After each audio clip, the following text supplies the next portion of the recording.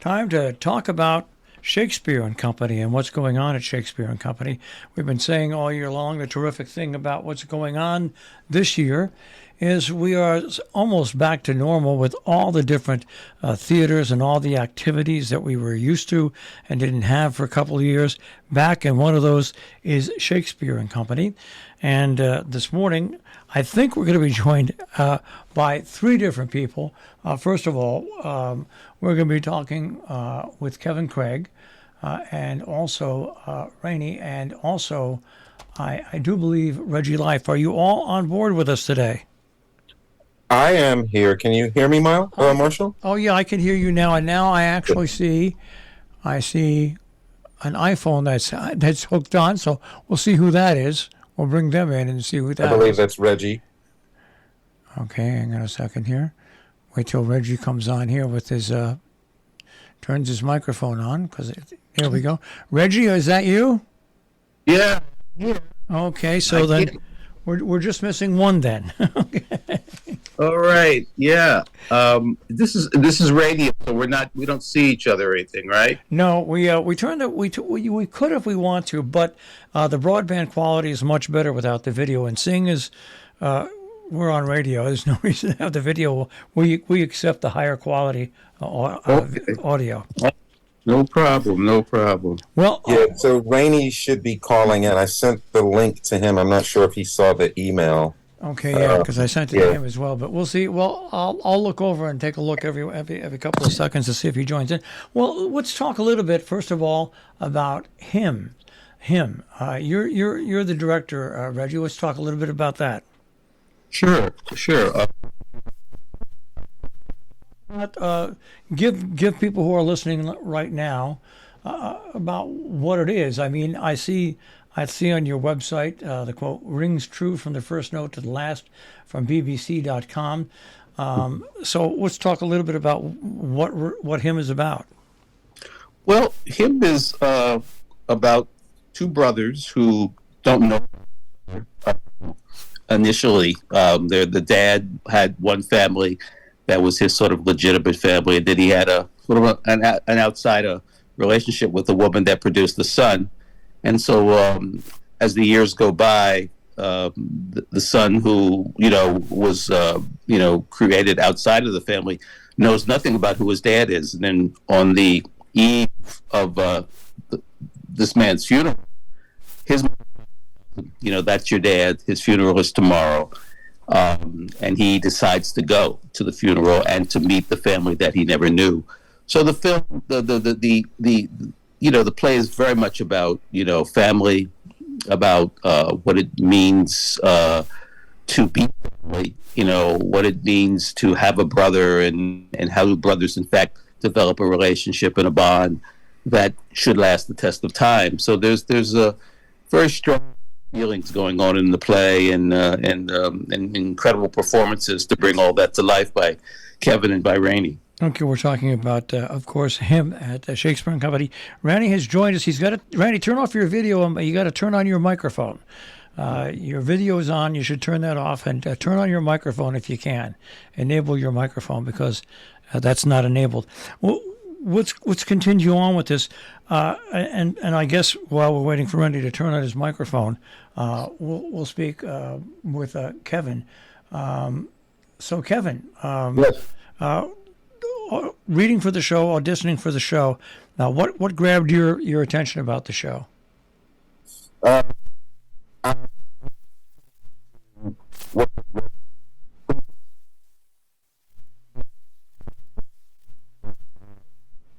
Motivating factor. That was the initial interest, and then after having an opportunity to read the script, then it was like, oh my gosh, it's a win all the way around. So. What's great about this is, first of all, that we've got Shakespeare and Company back in full, which is so nice and as normal as it can be. I want to, while we're waiting once again for Ranney to turn on the microphone, I guess what I'm looking for here is a little bit background information on you. First of all, as an actor, Kevin, let's talk a little bit about how you got into acting. Mm-hmm.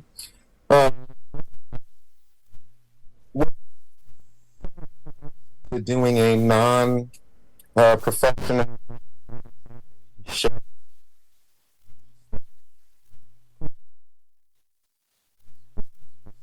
Participated in with, and I played an onstage narrator, and my lines specifically were and over the course of the play, which was about 90 minutes long, and I said pieces in between. And for some reason, a reporter that was there just took photos of me afterward, and a person in the audience gave me their card and invited me to see a professional show, which was Big River. And I went and saw the show, and prior to intermission, at the time I called it halftime, prior to halftime, I was sold on this being the most, incredible career ever, and I wanted to be part of it. So during intermission, I sought out, through the program, via the ushers, who it was that I needed to speak to in order to join that company. And thankfully, the person was there, and they sadly quickly realized that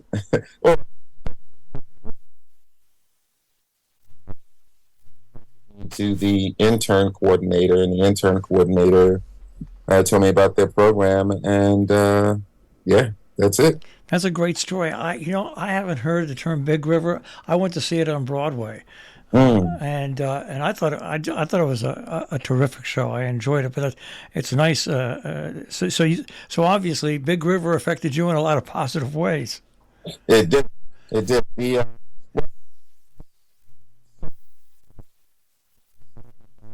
And it was just magic. Like, my analytical mind was thinking, well, how is it possible for all of these people to do this? Like, what's going on behind the scenes that's allowing for this, beautiful chaos that, is happening before me? And, the songs and just everything was just, yeah. I mean, as theater, it's magical.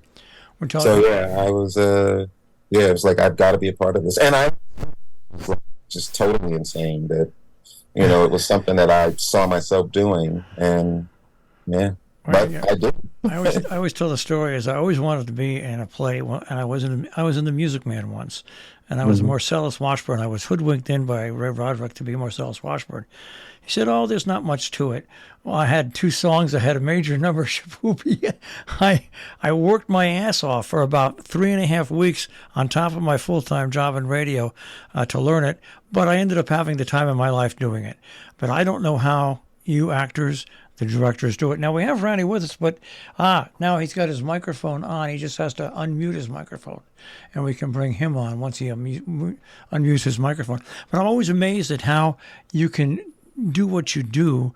I know with me, I work hard in broadcasting, always have, but I was amazed at the camaraderie also that goes on.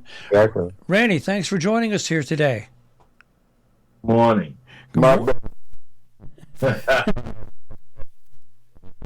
So let's talk a little bit about your what you do in him here, Ranney. It's rainy, like a rainy day. Okay. All right, Ranney. Even though we haven't had much rain, let's talk about what you do in the play. Yes, I'm Benny, the younger brother by 6 days. And let's get a little bit of background on you and how you got into acting and wound up being an actor. Oh wow! I started at, I think I was 11 or 12 in a middle school play called Little Red Schoolhouse, and I played Mayberry Flutter. The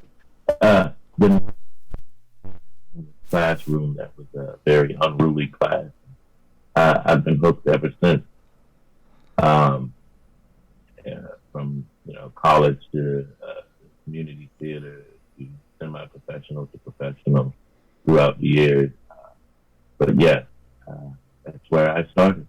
I often wonder that people who go to summer theater and don't go to theater a lot during the course of the year just don't realize the amount of work that is put into these productions, which is, like I said, I was absolutely amazed at the schedule and how much effort goes into it. Once again, we're talking about him, which is at Shakespeare and Company.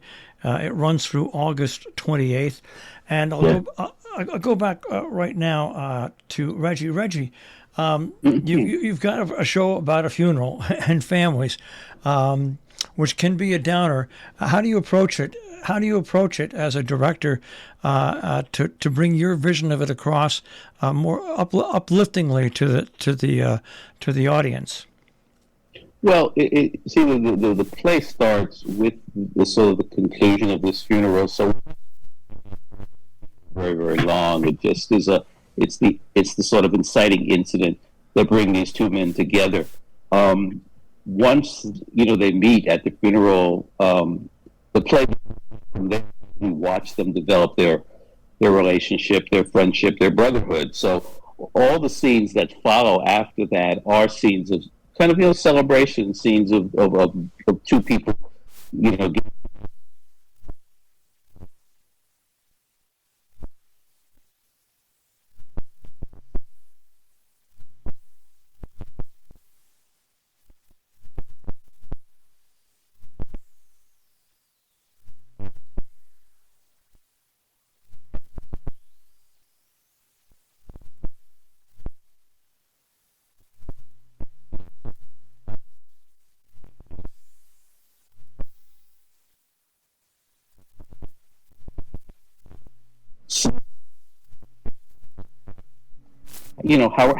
how brothers find each other after 50 years, and what is that with two men and there's nothing down about that. Matter of fact, we have a great time, for the rest of the play, watching all that happen. So the next question will be to all three of you. We've had a tough 2 years, no matter what you've been doing with COVID, and I know it's affected Broadway and it's affected theater significantly. How do you all feel coming back out finally and getting to practice your craft in front of live audiences, whether they're masked or unmasked? And we start off with you, Kevin, as someone who is heading up this show, directing it. How does it feel for you to actually get that show? So how do we all feel about it? About the basking or in the theater? Is that what your question? The question is about finally getting back on the boards in front of people and performing, not virtually, but actually in front of people. Oh, okay. Well, I mean, I can speak from a directorial standpoint. It's exciting and fun to be back in the space again, in front of people. In fact, Kevin and I did a Zoom production in 2020 when we were all, locked out of the theater for a while, of a Richard Wesley play called Autumn. But it's great to be back in the theater again. I mean, we realize it is a challenge, and it's hard to get audiences to feel safe again to come back to the theater. So it's I might as well put the pitch out right now to your listeners.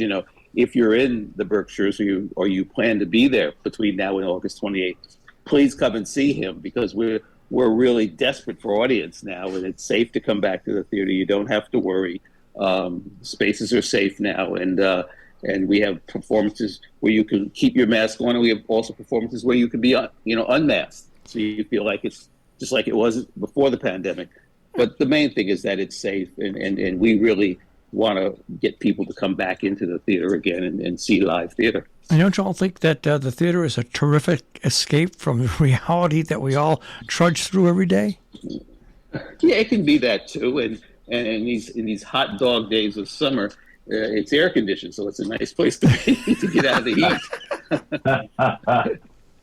So, but the main thing is, come back to the theater, come back to watch these performers and see a wonderful play. And this is, though we can't officially say it, the American premiere of him. And it's a wonderful opportunity, and we hope people will take advantage of it. All right, well, that's him once again, Shakespeare and Company, their 45th season, 413-637-3353. Tickets and more information at shakespeare.org, shakespeare.org. And don't worry about it, even if you spell Shakespeare wrong, it'll take you to the right place because that's what Google does. Guys, thank you for taking a few minutes and joining us today.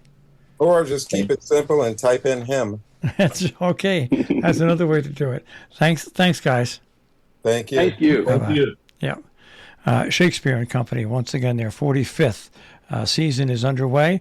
The show is Him, and you can find out more information at shakespeare.org.